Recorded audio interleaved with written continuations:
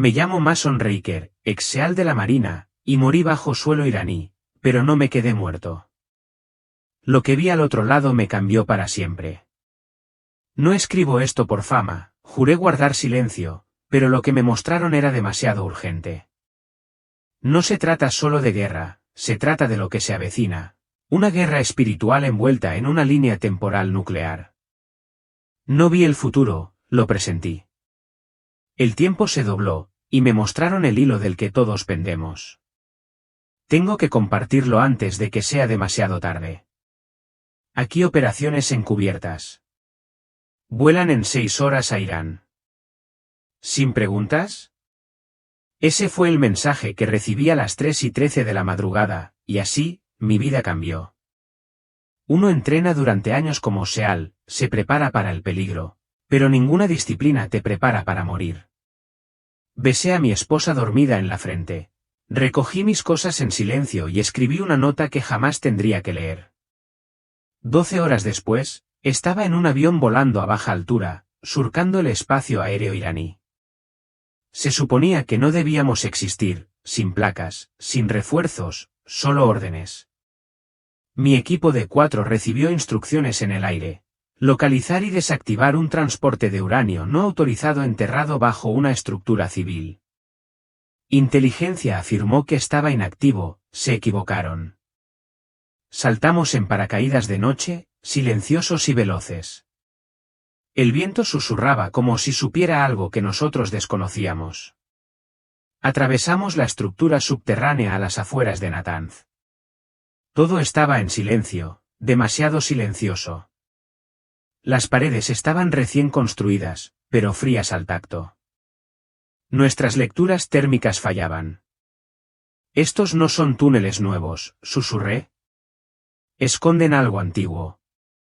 Entonces llegó un susurro, no en mi comunicador, sino en mi mente: no deberías estar aquí, Mason. Me quedé paralizado, con el arma en alto, escudriñando la oscuridad.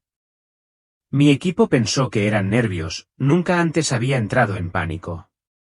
Pero esa voz no era iraní, era inhumana. Raker, ¿estás bien? Algo anda mal aquí. Llegamos a la cámara, y ahí fue cuando sucedió.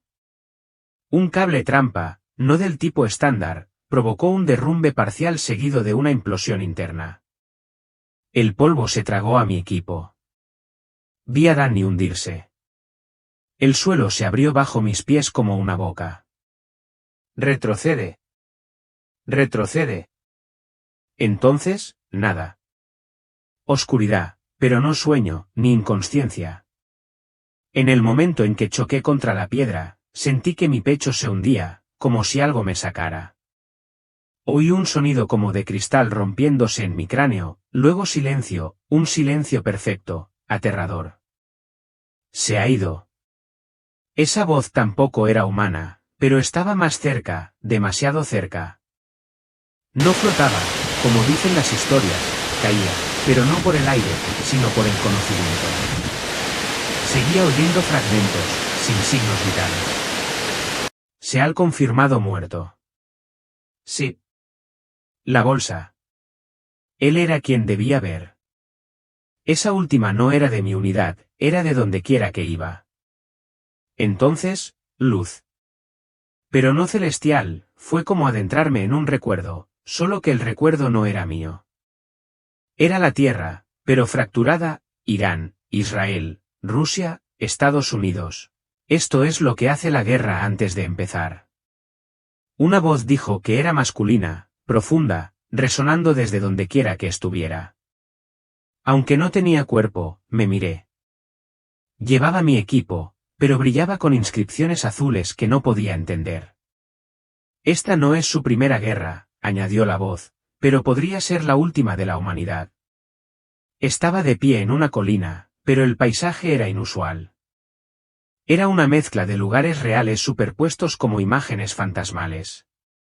Podía ver las antiguas ruinas de Babilonia bajo Teherán, podía ver Damasco sitiada y Jerusalén ardiendo a lo lejos. ¿Me estás mostrando el futuro?, pregunté. No, respondió la voz. Te estoy mostrando probabilidades. De repente, me vi impulsado hacia adelante, como una película en avance rápido. Pero no solo observaba, sentía cada grito, cada misil, cada decisión que me llevaba al abismo. Entonces, una pausa. Me encontraba en lo que parecía una sala de guerra, solo que no había paredes. Solo pantallas flotantes con códigos de lanzamiento nuclear, estrategias de batalla y discursos políticos. Sentados alrededor de una mesa brillante había hombres que reconocí, líderes mundiales, vivos y muertos, pero sus rostros estaban inexpresivos. Lo que no ves es lo que los controla, dijo la voz. Tras ellos se alzaban sombras, no humanas, mentes ancestrales y manipuladoras. Esto es a lo que te enfrentas, no a naciones ni a bombas, sino a espíritus que se alimentan del miedo y el fuego. Y así, sin más, me sentí atraído hacia lo más profundo. Ya no estás destinado en Irán, Mason. Te han destinado a lo desconocido. Abrí los ojos, pero no eran míos, veía a través de mi alma. Debajo de mí, vi mi cuerpo aplastado bajo la roca y el polvo, el pecho hundido, los ojos abiertos de par en par. Pero no fue eso lo que me conmovió.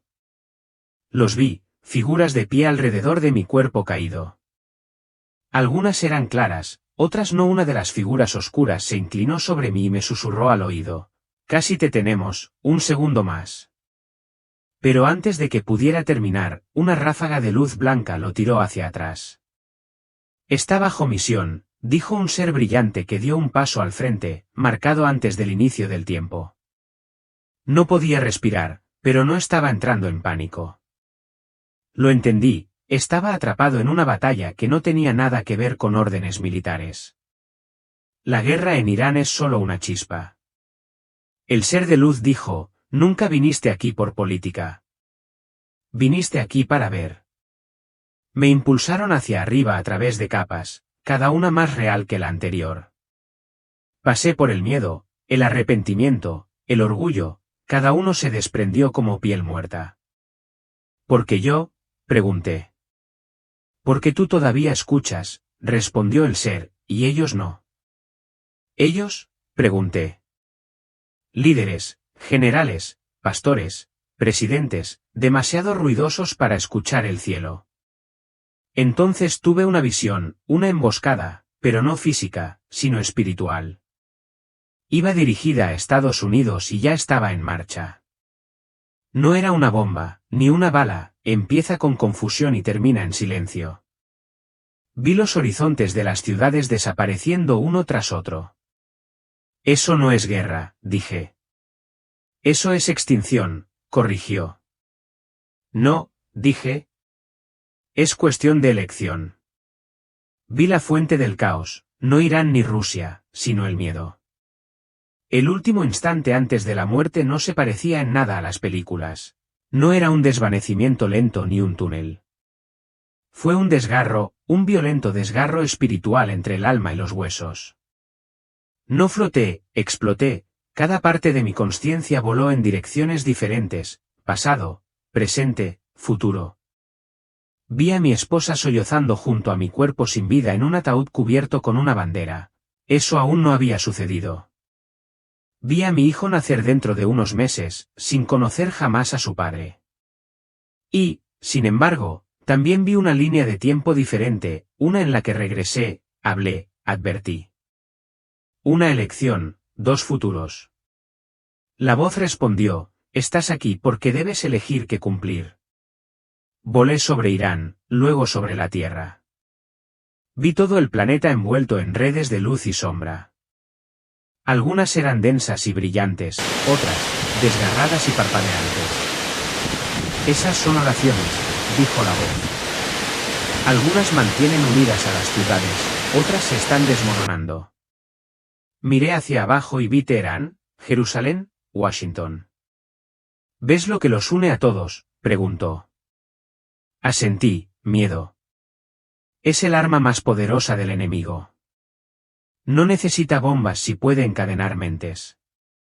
Entonces lo vi, una onda expansiva de guerra que aún no había comenzado, provocada por la desinformación, propagada por el orgullo y explotada por el silencio. Habla, Riker, ordenó la voz. Tu misión no ha terminado. Y lo supe, no me enviaron a luchar otra vez. Me enviaron a testificar. Siempre había oído hablar del túnel, ya sabes, el que tiene la luz al final, pero lo que experimenté no se parecía en nada a eso. Era más bien como un corredor viviente, un respiro entre este mundo y el siguiente. La tía. Estás entrando en el velo, susurró una voz, no desde delante ni desde atrás, sino desde dentro de mí. El suelo no era suelo, era memoria. Cada paso me traía visiones del pasado, rescatar a mi hermano de un incendio a los 10 años, mentirle a mi madre en la preparatoria, negarme a rezar antes de mi primer despliegue. Cada recuerdo me traía sentimientos, no solo míos, sino también de cómo afectaba a los demás. Era insoportable, no porque me juzgaran, sino porque por fin podía ver con claridad. Esto no es un castigo, dijo la voz, con un tono que no era ni duro ni amable, sino lleno de determinación mientras me guiaba hacia el siguiente capítulo de lo que me habían enviado a compartir. Las paredes a mi alrededor brillaban como el agua. Extendí la mano y toqué una, y de repente me encontré en Faluya en 2004, sosteniendo a un niño sangrando. Había olvidado ese momento, o tal vez lo había reprimido, pero ahora lo veía con toda claridad, el miedo en sus ojos, el temblor de mis manos. Lo que llevas te lleva, repitió la voz. Libérate o serás enterrado bajo ello. El túnel se estrechó. Empecé a arrastrarme, mi equipo desapareció, mis medallas, mis galones, mi rango. Solo tu alma pasa por aquí. Entonces vi a otros, gateando, caminando, inmóviles, algunos mirando hacia atrás, otros atascados. Uno me miró. Morí enojado, dijo. Me mantuvo aquí.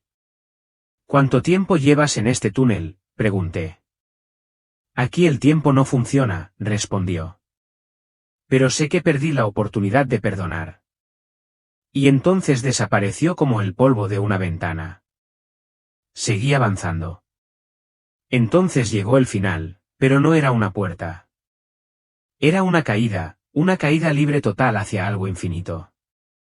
No había mazo, ni tribunal, ni voz retumbante diciéndole culpable o inocente.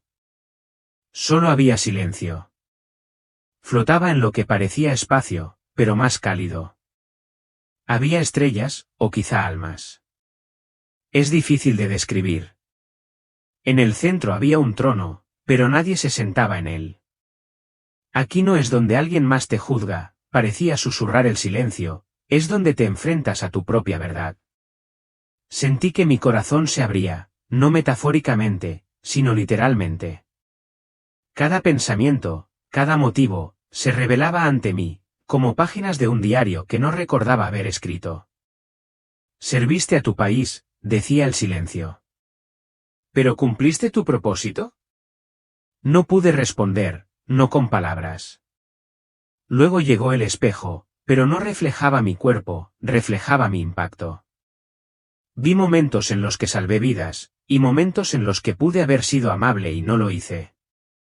Vi a un niño en Irak al que le grité por miedo. Vi a un compañero de equipo al que nunca perdoné. Vi a mi esposa llorar en la oscuridad porque elegí el silencio antes que la vulnerabilidad. Intenté explicarlo, pensé que tenía que ser fuerte. Confundiste fuerza con aislamiento, respondió el silencio. Todavía en silencio, sentí calor a mi derecha. Luz, él no entró, no descendió, simplemente estaba allí.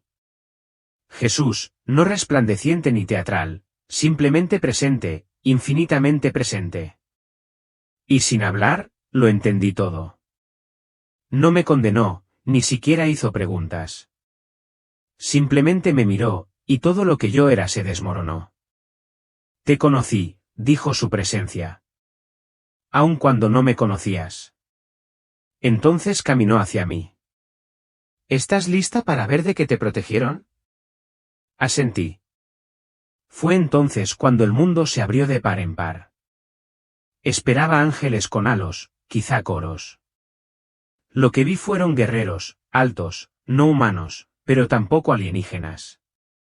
La luz emanaba de sus cuerpos, no solo a su alrededor, sino a través de ellos. Cada uno llevaba algo parecido a una armadura, pero no reflejaba la luz, sino que la generaba. Su presencia estremecía la atmósfera. No te sentías pequeño a su lado, te sentías conocido. Uno de ellos dio un paso al frente. Sin alas ni espada. Riker, dijo, como si me conociera de siempre. ¿Viste la guerra? Nosotros luchamos la guerra que está detrás de ella. No hablé, solo me quedé mirando. Extendió la mano y la colocó sobre mi pecho, hecha de pura energía. De repente, la vi, una línea de tiempo que se extendía detrás de mí y hacia adelante. Cada vez que creía haber sobrevivido por los pelos, ellos estaban ahí, cuando mi disparo casi falló en Libia, cuando fallé una mina terrestre por poco en Afganistán, cuando la bala del francotirador me rozó el cráneo por un pelo. Hemos intervenido 17 veces, dijo. Esta vez tuvimos que dejarte caer para que pudieras ver. Estaba temblando, no de miedo, sino por el peso de saber que nunca había estado sola. ¿Por qué yo? Pregunté. Porque aún ves el mundo con la mirada de un soldado, respondió. Eso no es una maldición, es tu misión. Luego se giró e hizo un gesto a los demás. Abrieron lo que parecía una puerta gigantesca, no una puerta física, sino una abertura en el espacio, y tras ella había mapas, capas de tierra flotando, girando, superpuestas de colores, corrientes de luz y oscuridad. Este es el verdadero campo de batalla, dijo. Te han entrenado para lo natural. Ahora contempla lo sobrenatural. Lo que vi a continuación me heló la sangre. Me condujo a lo que solo puedo llamar una cámara de la memoria. No era una habitación en el sentido habitual, estaba viva. Las paredes ondulaban como el agua, y cada ola formaba imágenes, sonidos y momentos de la historia. Me quedé en el centro. Al pasar la primera ola, vi Hiroshima, no la explosión, sino el silencio ante la mano temblorosa de un soldado que daba el último saludo. Escuché su plegaria, Dios, perdóname. No quiero ser recordado por esto. Luego cambió. Vi una oficina fría en 2024, hombres trajeados debatiendo sobre umbrales nucleares. Si atacan, tomamos represalias. Sin excepciones. ¿Pero qué pasa con las consecuencias? ¿Colaterales? La habitación se quedó a oscuras. Un susurro, aquí es donde las decisiones resuenan entre dimensiones. La siguiente ola, un búnker oculto en Irán. Vi a científicos discutiendo. Nunca lo usarán, dijo uno, sosteniendo un frasco azul brillante. No lo necesitan. El miedo les basta. La habitación tembló. Sentí algo detrás de mí. Me giré y vi una pantalla que mostraba titulares futuros, que aún no habían sucedido. Alma evacuada. El pulso electromagnético destruye la red eléctrica de Estados Unidos. La ONU en conversaciones de pánico, falsa bandera o primer ataque. ¿Son reales?, pregunté. Son posibilidades, respondieron, cada una desencadenada por el peso de intenciones tácitas. Y entonces llegó la última ola. Vi a mi hijo, nonato, ya crecido, con uniforme, arrodillado, llorando. Nunca llegué a preguntarle si valía la pena, lo susurró de todos modos. Me desplomé. La habitación se oscureció, y entonces oí a Jesús hablar de nuevo, esta vez como un trueno envuelto en misericordia, ahora entiendes por qué te enviamos de vuelta. El ser de luz que me había guiado me indicó que me acercara a un enorme pedestal. Sobre él reposaba un pergamino, pero no era papel. Era una luz tejida, y aún así, al mirarlo, sentí un peso, como si todas las guerras libradas a lo largo de los siglos se hubieran condensado en este único objeto. Este es el pergamino de las guerras olvidadas, dijo el ser. Estas son las guerras de las que la Tierra nunca aprendió. Dudé. ¿Por qué me enseñas esto, pregunté. Porque la próxima guerra no tiene por qué ocurrir, respondieron, pero ocurrirá, a menos que se abran los ojos. A medida que el pergamino se desenrollaba, no solo lo leí, lo viví. De repente, me encontraba en las trincheras de la Primera Guerra Mundial, hombres gritando en el barro, llamando a sus madres, y luego en Dresde, un niño con su hermana muerta en brazos bajo un cielo naranja sangre. Luego, Vietnam, Ruanda, Alepo. Podía sentir el dolor de cada lugar, la confusión, la niebla espiritual que cubría las mentes de la gente buena. Gente que podría haber alzado la voz, pero no lo hizo. Yo seguía gritando, alto. No sabían lo que hacían. Pero lo hicieron, dijo el ser, mirándome con algo entre tristeza y amor. ¿Te refieres a la conciencia?, pregunté. La conciencia es divina. Cuando se ignora durante mucho tiempo, las naciones caen. Luego me mostraron 2 páginas futuras que todavía estaban en blanco. Estas son las guerras que aún no han sucedido. Una depende de Irán, la otra depende de ti. Yo, dije temblando. No solo tú, respondieron, sino también lo que dirás cuando regreses. Tragué saliva. Entonces el pergamino se cerró de golpe y desapareció. Entonces supe algo, esto era más que una revelación personal, era una advertencia nacional. Me quedé solo en lo que parecía un horizonte infinito. La tierra bajo mis pies estaba gris ceniza y carbonizada. Caí de rodillas, completamente agotado. Entonces vi una silueta emerger de la bruma, firme, lenta. Cada paso creaba ondas en el aire, como si incluso el tiempo lo respetara. Jesús, pero no como la mayoría lo imagina. Vestía uniforme militar, sin fusil ni arma, pero irradiaba autoridad como fuego vivo. Sus botas dejaban huellas doradas al caminar. «Viniste», susurré. Él no respondió con palabras, simplemente puso su mano sobre mi hombro y cada célula de mi ser lo reconoció. «Habéis luchado en muchas guerras», dijo finalmente, «pero ninguna de ellas se compara con la que ahora comienza». «¿Te refieres a una guerra nuclear?», pregunté. Negó con la cabeza. «No una guerra de verdad. Unos la llaman progreso, los otros, preservación. Pero ninguno entiende que esto es espiritual». Me miró, mi alma se estremeció. «Serviste bien a tu país, pero necesito que sirvas a mi reino ahora, no con balas, sino con testimonio». Intenté hablar, pero no pude. Entonces levantó la mano derecha, y en ella apareció una visión, escenarios políticos, púlpitos, transmisiones, hombres y mujeres diciendo la verdad, envueltos en miedo y mentiras, envueltos en confianza. «Han confundido el ruido con el poder», dijo, «pero yo alzaré voces desde el desierto. La tuya es una de ellas». Entonces señaló hacia atrás. Me giré y vi mi propio cuerpo, destrozado y aún enterrado bajo los escombros en Irán. «Estuviste dispuesto a morir por tu nación», dijo. «Ahora vive para mi advertencia». Jesús se paró a mi lado e hizo un gesto con la mano. Al instante, el cielo se desplegó como un mapa, pude ver la tierra girando.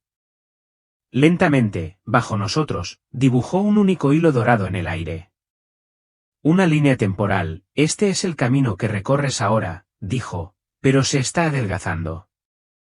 De repente, ese hilo dorado se partió en 2. Un camino brilló con una luz vibrante, el otro se volvió rojo, luego negro. «¿Ese negro, qué es?», pregunté. «El camino nuclear», respondió. «Un camino que ya se recorre con orgullo y ceguera». Entonces la línea de tiempo se amplió, mostrando meses, semanas, días. Vi un acuerdo secreto firmado a puerta cerrada, mal traducido, mal interpretado. Vi a Irán sintiéndose acorralado, vi a Israel reaccionando rápidamente, vi a Rusia observando en silencio. Y entonces, una sola decisión, no de un líder, sino de un segundo al mando, alguien enojado, alguien invisible. «Una chispa», dijo Jesús, «puede encender siglos de fuego». Lo vi, un misil lanzado, no para destruir una ciudad, sino para demostrar algo. La represalia fue total, Nueva York desapareció, Teherán se vaporizó, Jerusalén quedó de luto.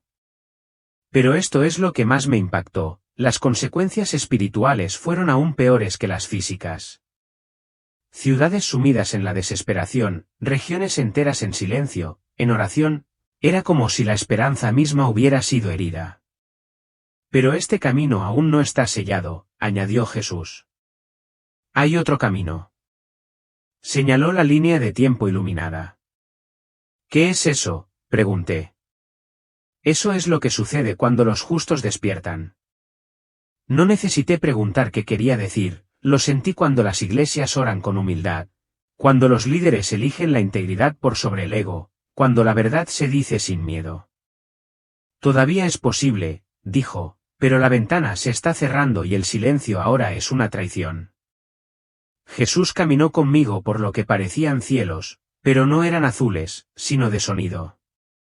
Podía oír oraciones que se elevaban, no todas eran palabras, algunas eran gemidos, otras susurros, algunas eran solo lágrimas. Entonces señaló lo que parecía una cúpula espiritual sobre partes de la tierra.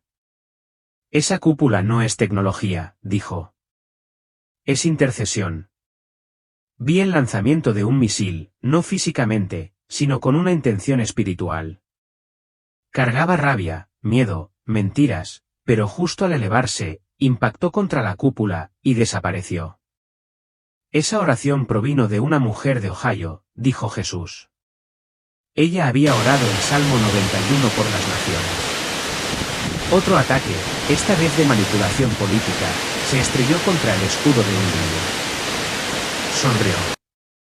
Con solo 5 años, dijo, Jesús, protege el mundo. Me quedé atónito. ¿Me estás diciendo que una abuela o un niño pueden detener una catástrofe global? No, dijo con firmeza. Te digo que ya lo hicieron.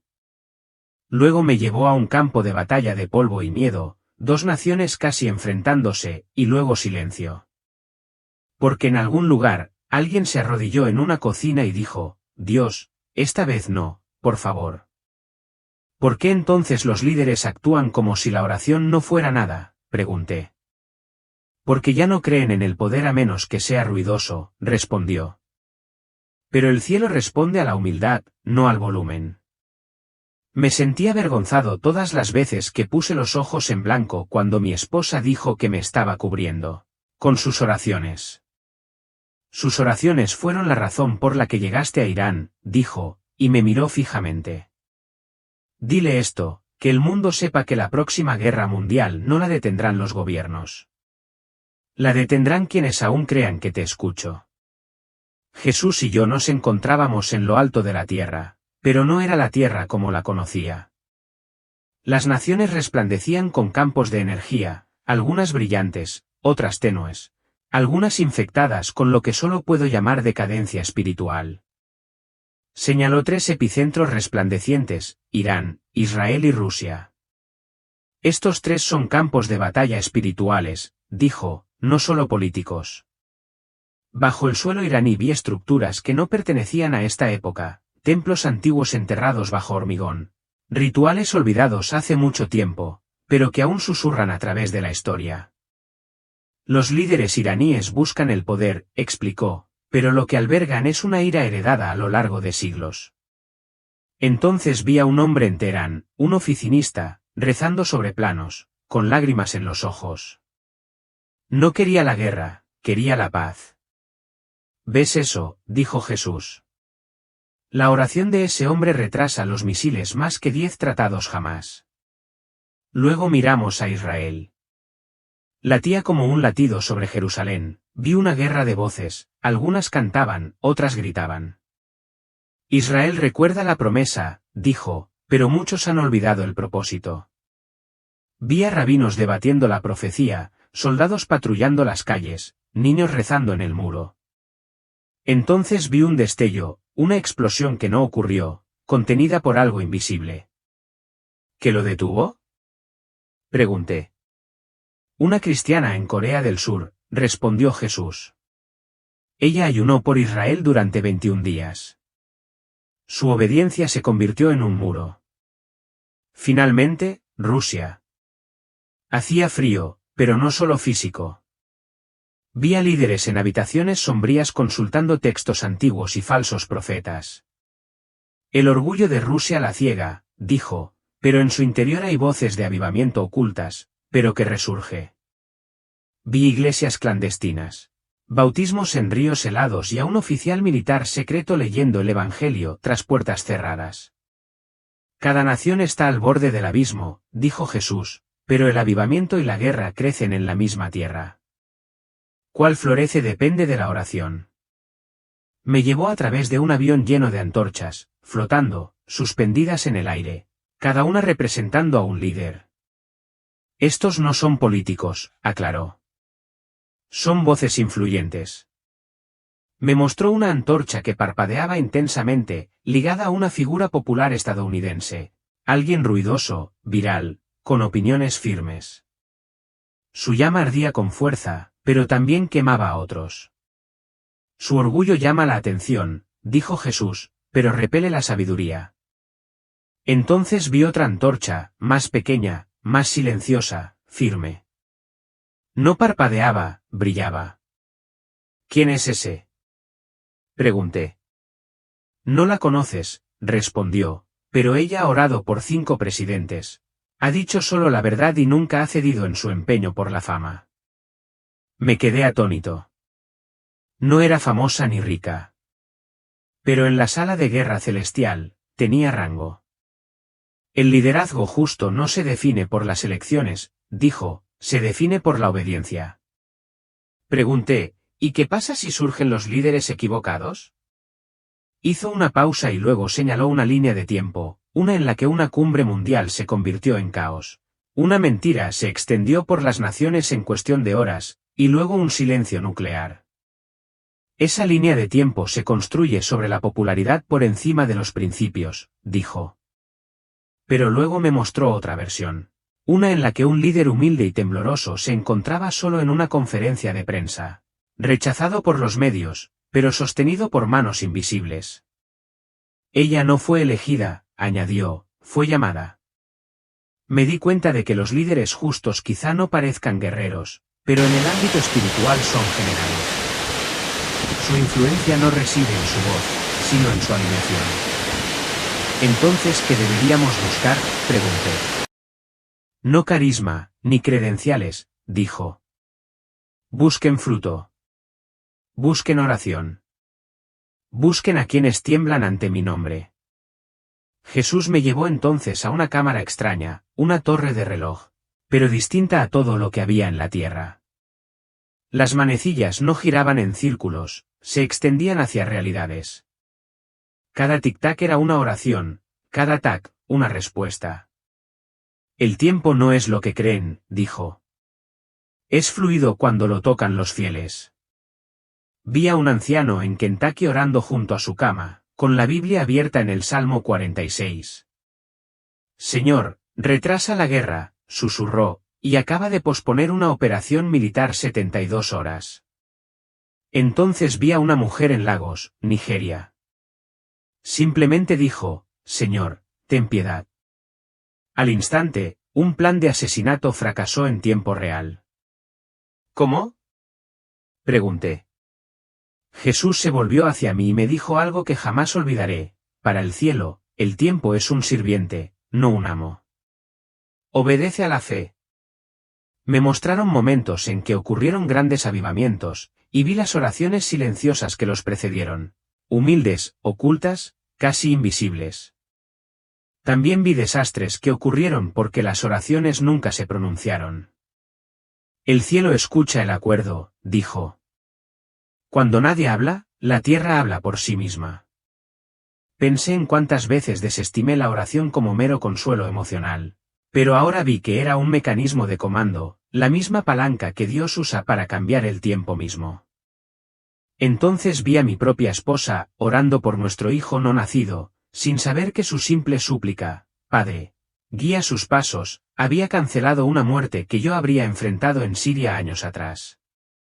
Me derrumbé. Jesús no solo me consoló, sino que me fortaleció. Diles, dijo, que el tiempo se dobla para los humildes cuando se arrodillan, el reloj escucha. No esperaba lo que vi a continuación.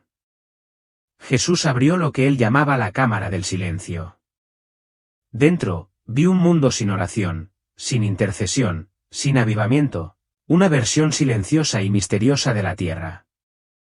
A primera vista, todo parecía estar bien, las calles estaban limpias, los políticos sonreían. Los letreros de las iglesias estaban encendidos, pero no había presencia, ningún movimiento celestial. Esto es lo que sucede, dijo Jesús, cuando mi pueblo deja de orar, no por rebelión, sino por rutina. Observé cómo los niños crecían sin encuentros con Dios, los predicadores solo hablaban de autoayuda. Los presidentes tomaban decisiones sin discernimiento, los enemigos se alzaban en silencio, no ruidosamente, sino como una niebla que nadie percibía. Pensaban que el silencio significaba paz, susurró, pero significaba rendición. Luego llegó la guerra, no de golpe, sino como fichas de dominó, un falso acuerdo de paz, un ciberataque atribuido a la nación equivocada, y luego una represalia con misiles. El mundo observó con horror y siguió en silencio, porque no creían que sus voces pudieran detenerla. Las iglesias seguían reuniéndose, pero no para orar, sino para procesar la situación.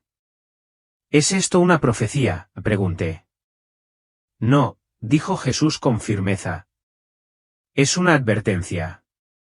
Luego se volvió hacia mí y me dijo algo que recordaré por el resto de mi vida: si no hacen nada, lo perderán todo. Como no hablé, sino porque no me escucharon, señaló un mapa. Regiones enteras se tiñeron de rojo, no por las bombas, sino por la apatía. Esto es lo que ama el infierno, dijo, una iglesia tranquila, un alma desconectada, una fe sin acción. Entonces, ¿qué podemos hacer? Despertar. Orar. Advertir. Guiar. Y creer que tu voz aún conmueve. Recuerdo el momento en que cambió, el instante exacto en que sentí que mi espíritu se alejaba de Jesús y de los reinos de gloria. Fue como retroceder a través de la eternidad, atravesando capas de verdad y espíritu, de tiempo y luz. «¡Espera!», grité. «Por favor, no me envíes de vuelta. Déjame quedarme aquí». Pero Jesús me miró más profundamente que los huesos, más allá de la memoria, y me habló con una compasión que calmó incluso mi pánico. «No se te mostraron estas cosas para admirarlas», dijo. «Se te mostraron para que las declararas». Lloré. ¿Y si no me creen? La verdad no depende de la aceptación, dijo. Tiene su propia autoridad. Y así, el entorno celestial comenzó a desvanecerse, píxel a píxel. Pero quedaba algo, una pequeña llama flotando entre nosotros. ¿Qué es eso?, pregunté. Lo he puesto dentro de ti, dijo. Cuídalo. Háblalo. Que ningún miedo lo oscurezca. Cerré los ojos. Sentí que volvía el peso, pulmones ardiendo, costillas rotas, sangre acumulándose en mi pecho. Estaba volviendo al cuerpo que había dejado atrás. Luego dolor, sonido, grito. ¿Tenemos pulso?, gritó alguien. Jadeé como un hombre que emerge de aguas profundas. Abrí la boca, no dije palabras, solo respiraba. Un aliento glorioso y doloroso. Un médico estaba encima de mí. Parecía haber visto un fantasma. Señor, estuvo ausente durante 7 minutos. Susurré con todas mis fuerzas, no. No me fui. Me enviaron. No lo entendían, todavía no. Pero sabía que me habían mostrado cosas que este mundo necesita escuchar antes de que sea demasiado tarde. Y no perdería ni un segundo. Soy Mason Riker. No soy predicador. No soy profeta. No estoy aquí para captar la atención. Soy un soldado, alguien que vio algo más allá del velo y regresó con un mensaje. He servido a este país. He matado por él. He derramado mi sangre por él. Pero ahora, por primera vez, vivo por algo más grande que la bandera. Vivo por la verdad que me salvó. Nos encontramos al borde de dos líneas de tiempo, una nos lleva al resurgimiento, y la otra a un arrepentimiento tan profundo que resonará durante generaciones.